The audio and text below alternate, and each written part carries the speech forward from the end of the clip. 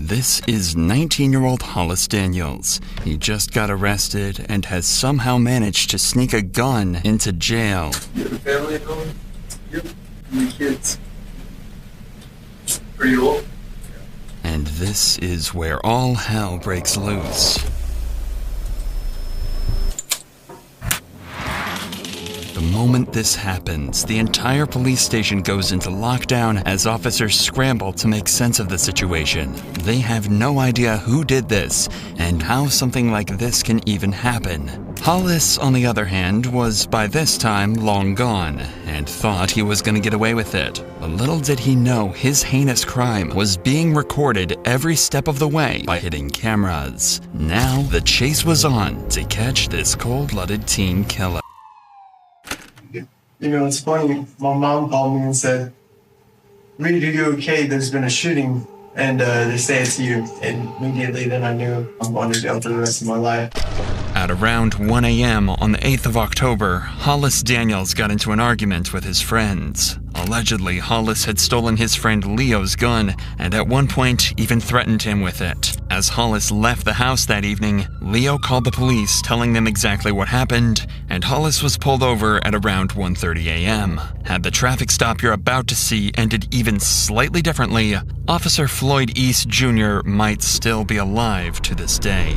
Hey, what's going on, man? Lost Police Department. Where were you coming from? Nobody's house. We got a call about you causing a disturbance. Disturbance? Yeah, over at your friend's house. What's your friend's name? Leo? Leo? Yeah. Okay, why is Leo calling us telling us you're messing with him? I have no idea, sir. Because I guess he didn't. I don't know. I'm not sure, sir. Okay. You have any guns or any weapons in the vehicle? Any drugs or anything like that? Step out here and talk to me, man, okay? Okay. Is that necessary, sir? Yeah, it is necessary, okay? Just come stand over here for me, okay? After stepping out, Hollis tells the officers that he did get into an argument with his friends, even getting thrown onto the floor at one point. However, he's adamant that he didn't steal anything from them, especially not a gun. The cops, though, aren't so sure, and want to search his vehicle to prove him wrong. You don't have a gun inside the vehicle? You have a gun on your person? No, sir. No, I pat him down. Yeah, I pat him Do you down. care if we search your vehicle? Yes, sir. I kind of do. For you don't want us to search your vehicle? Yeah, but not because I don't have a gun. I just don't. Like, I'm not gonna that. It's not necessary. I'm on my way home. No, it is necessary because right now you're involved in an investigation. That's why I'm asking if you have a gun in your car. No. I cannot search your vehicle for a gun. Yes, sir. Okay, then hang on to him.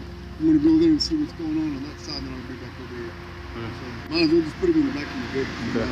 All right. Till we figure out what's going on. Okay. As Hollis didn't give consent to search, the officers never ended up looking inside his vehicle. It could have been argued they had probable cause, but in this situation, the officers must have thought it was a gray area and let it slide. Sources say that it's very likely Hollis did indeed have the gun with him in the car, and that a search would have likely recovered the weapon and saved Officer Floyd's life. But instead, Hollis was given a friendly send-off and allowed to return back home. Damn, you said I tried to kill him? Or you said that I said that? Yeah, that's what he told the other officer. You can carry on with your night, man. Get home safe, buddy. Get some new friends. The very next evening, a call came in from a student saying that they'd heard a gunshot and saw another student holding a gun. The cops, of course, took this extremely seriously, as they were worried that he might harm himself or others on the campus. So at 5:59 p.m., Officer Floyd East Jr. conducted a welfare check with his partner. Texas Tech Police Department, we're keying in. Inside, Hollis was nowhere to be seen, but the officers did manage to wake up his roommate, whom they were able to question about Hollis's whereabouts. Hey, what's up, man? What's your name? Andy. Andy? Is that who we're looking for? No, we're looking for Hollis. I just woke up. I'm sorry. That's okay. What do you know about your partner that lives in this room down here? Hollis Daniels? Hollis? I don't know a whole lot about him. Really. I don't know, I haven't really hung out with these guys a whole lot. Okay. Despite the lack of information, though, it wouldn't take long for the cops to find something extremely unnerving that confirms their suspicions. There's a gun right here. A revolver. Unfortunately for the cops, this isn't the weapon that they're looking for. It's actually just a CO2 gun, and the cops eventually end up coming dry on any real firearms or evidence that one has been discharged here. However, they don't stop on their search, and they instead happen on something that worries them even more. Probably is some drugs and paraphernalia in there, but we can't tell from plain view, so we'll just go ahead and seize all that. And I don't know what those pills are, but there's another in there. And when I was looking inside this box, it looks like there's a little bag with some marijuana, maybe. The cops found small amounts of marijuana and a larger quantity of Xanax concealed in a bottle that was supposed to be for antibiotics. According to his friends, Hollis had recently developed an addiction for Xanax and was illegally obtaining it alongside smoking weed to supposedly treat his anxiety. If that was indeed the case, imagine how nervous he must have felt when he returned home at 6:29 p.m. to see 4 police officers searching his dorm. Hang on, what's your name, bud? Come here, buddy. What's up? What's your name? Andreas. No, it's not. Come on. No, what's going on? We've already talked to your other 3 roommates. We know what they look like. Yeah. That was a good try, though. Hey, stand up for me real quick. Do you have any weapons or anything on you? Interlace your fingers on top of your head. This is the first of 2 searches that will be conducted on Hollis, marking the most pivotal points in this case. From this point onwards, he's never let out of the officer's sight, and he never retrieves a gun from anywhere. It would later come to light that at this very moment, he had a loaded .45 caliber pistol concealed in his waistband. A search should confirm that, but watch what happens when they start to pat him down. Spread your feet out a little for me. What's all in this pocket? Money? Money? Yeah, I can take it out? Yeah. Is it okay to just empty out all your pockets while we're doing this? Do you have... Don't move your hands. No, do you have... Is that necessary? I'm asking you a question. No, I don't consent to it, no. Okay. Somehow, the officers don't find the gun that'll be used to shoot one of these officers in just 1 hour from now. But the cops are clearly still suspicious. He gave a fake name and seems extremely nervous while being searched, tentatively asking to avoid searching in certain places. So what's going on with all the stuff in your room? I smoke pot sometimes, they said, and I have a few pills in there, yes, sir. All that stuff in there's yours? Yes, sir. Yeah. So you don't have a prescription for Xanax? No. 'Cause that's a lot of Xanax for one person. While he's not in cuffs, Hollis seems remarkably calm. So while he's relaxed, they ask him a couple questions about the weapons before they throw him in cuffs. I have I do have a pellet gun, but it's not loaded. Yeah, we saw that too. CO2. Okay.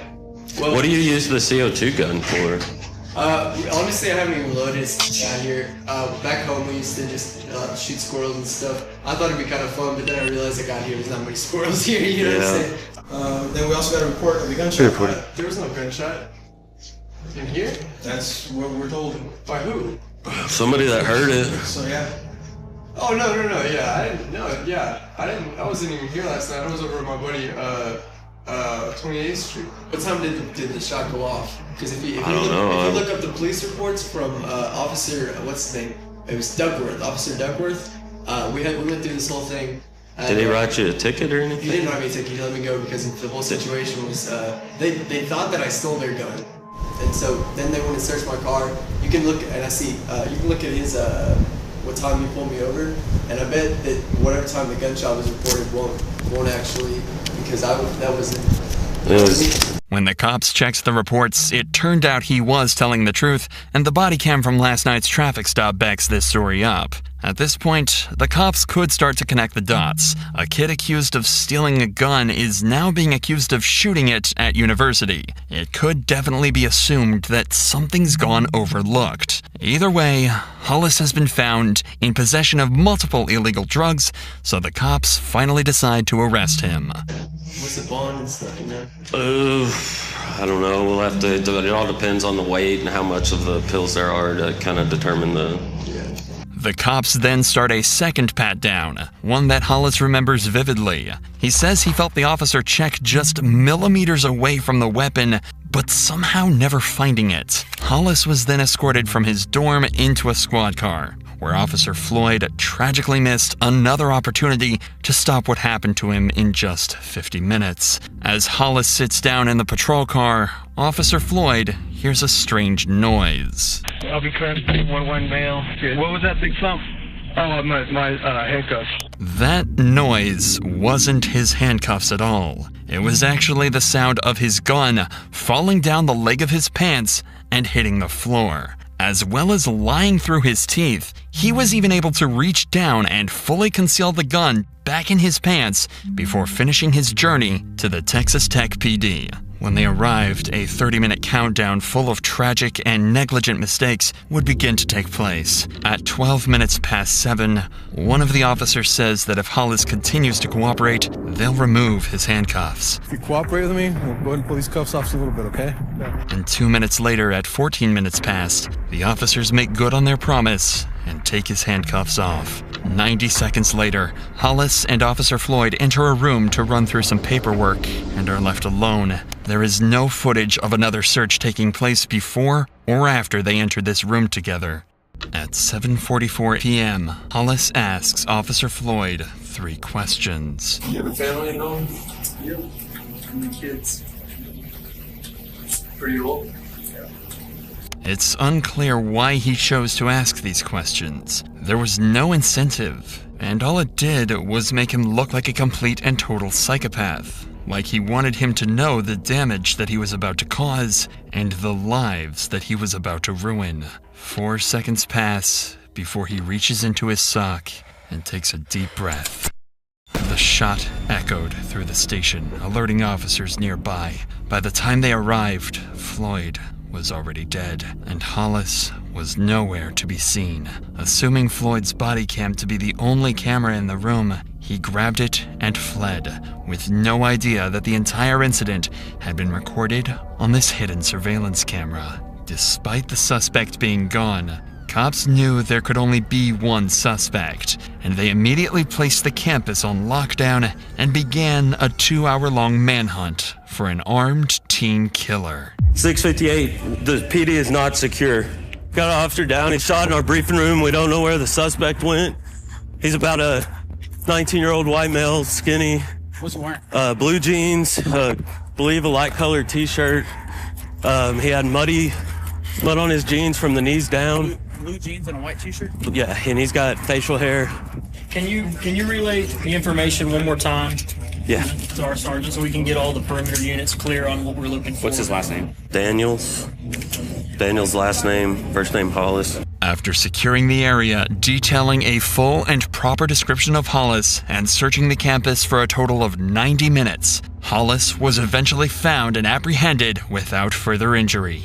When he was finally caught, he said cold-bloodedly that he was, quote, the one that shot their friend. He was found carrying Floyd's body cam and a loaded .45 caliber pistol. At every turn, Hollis got as lucky as he possibly could have, while Floyd got the opposite. After being caught, Hollis also told the officers that he'd done something f***ed up and illogical, implying that he had some remorse for what happened. However, a phone call to his family recorded at 11:14 that night showed that the only thing he regretted was being caught. I'm getting on the phone with a criminal defense attorney. I would really advise you not to say anything. Yeah, on the cool, I haven't been saying anything.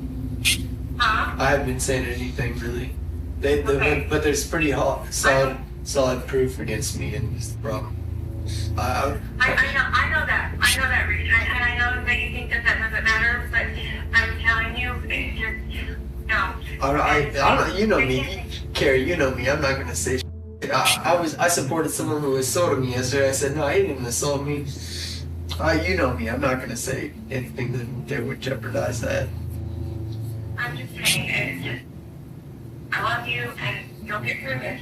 Yeah, it's my dumb fault that I shouldn't have done this anyway. I'm stupid.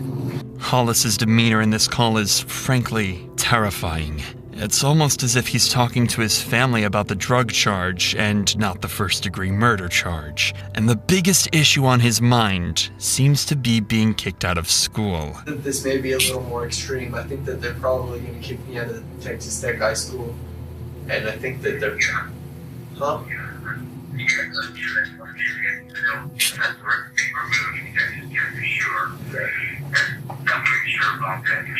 After this call, he was taken by police to an interrogation room, where it seems the reality of the situation finally hits him. It was influenced by his addiction. Some say that he had undiagnosed mental problems, or a combination of the two. At the end of the day, it's all speculation, and we can only turn to what he said in court. It doesn't make sense. I thought I was stuck. I thought it was all over. I thought this was an opportunity to go out, to commit suicide.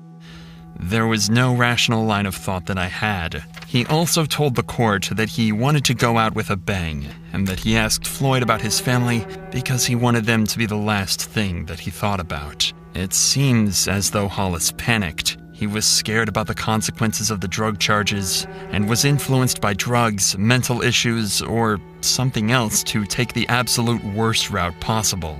After dodging 3 separate searches and almost being caught multiple times, he might have even thought that this was meant to be. He turned a simple possession of narcotics charge into a first-degree murder charge, and now he's facing the death sentence. When asked why the jury should spare him, he said, "I think it's totally fair to say life for life, but then on the other hand, I think about my family. And the truth is, I'm biased in my own favor. I don't want to die. Not anymore." After deliberating for 3 days, a jury eventually concluded that Hollis should serve life in prison without the possibility of parole.